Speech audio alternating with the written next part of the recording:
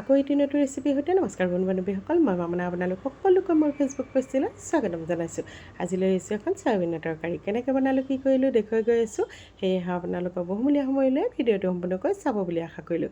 প্ৰথমে মই চয়াবিনখিনি অকণমান সিজাই লৈছোঁ যাতে ধুনীয়াকৈ কোমলি যায়। ঠাণ্ডা হওঁতে হাতেৰে এইদৰে চেপি পানীখিনি উলিয়াই লৈছোঁ।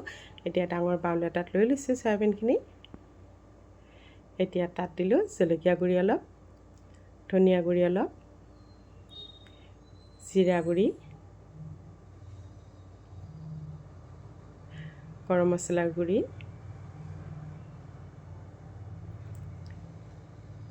জোখমতে নিমখ দিছোঁ, হালধি গুড়ি অলপ দিলোঁ,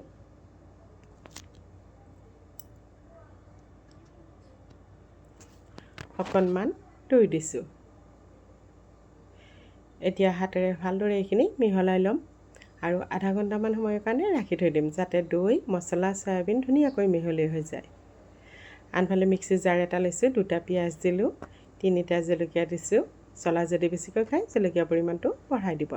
3 ফুটামান নহৰু দিছোঁ, অকণমান আদা দি এইখিনি পেষ্ট বনাই ল'লোঁ। কেৰাহীত তেল গৰম হ'ব দিছিলোঁ, তাত এইদৰে টুকুৰা কৰি লোৱা পিঁয়াজখিনি আধা ভজা কৰি লৈছোঁ। এই ৰখি যোৱা তেলখিনিতে দিলোঁ কেইটামান পাঁচফোৰণ আৰু আদা, নহৰু, পিঁয়াজৰ পেষ্টখিনি দিলোঁ। কম জুইত এইখিনিও ভালদৰে ভাজি ল'ম। দেখিছেনে ধুনীয়াকৈ ৰঙচুৱা হৈ গৈছে। এতিয়া দিছোঁ চয়াবিনখিনি।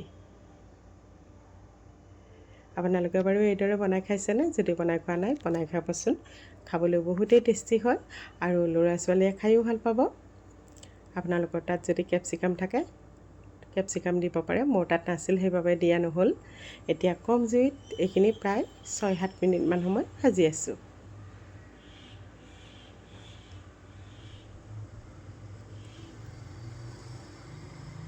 এইখিনি মোৰ ভজা হৈ গৈছে। এতিয়া তাত অকণমান পানী দিছোঁ। সেই যে চয়াবিনত বাতিটো আছিল, থৈ দিয়া বাতিটো আছিল, সেই তাতেই পানী অলপ দি মিহলাই তাত দি দিলোঁ। এতিয়া অলপ সময় এইখিনি ৰাখি থৈ দিম। ডাঙৰ বিলাহী এটা এইদৰে টুকুৰা কৰি কাটি লৈছিলোঁ, গুটিখিনি আঁতৰাই দিছোঁ আৰু আধা ভাজি লোৱা পিঁয়াজখিনি মিহলাই গোটেইখিনি একেলগে অলপ সময় সিজিবৰ কাৰণে ৰাখি থৈ দিম।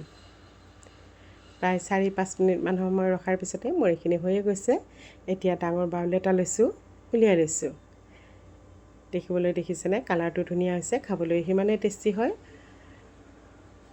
ভিডিঅ'টো চাই কেনেকুৱা পালে কমেণ্ট কৰি জনাবচোন। যদি ভাল লাগিছে লাইক কৰিব, ভিডিঅ'টো শ্বেয়াৰ কৰি দিব। আপোনালোকৰ বহুমূলীয়া সময়লৈ ভিডিঅ'টো শেষলৈকে চোৱাৰ বাবে অশেষ ধন্যবাদ।